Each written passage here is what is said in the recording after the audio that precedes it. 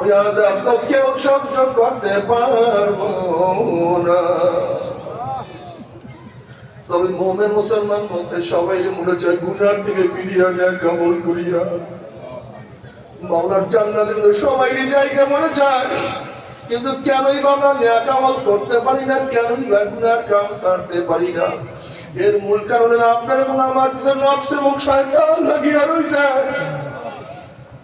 এই নফস এবং শয়তানকে ফেরার জন্য যে কোনো একজন হক্কানি আল্লাহর ওলির হাতে হাত দিতে হবে রে বাবা।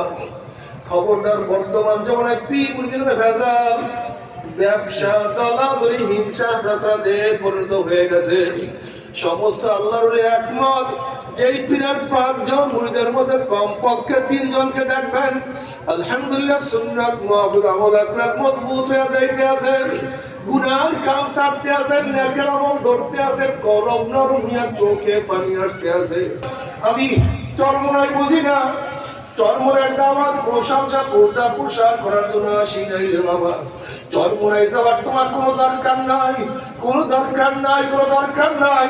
তুমি যার কাছে গিয়া পারো গুনার কাম ছাড়ো, নেকের আমল ধরো, কলব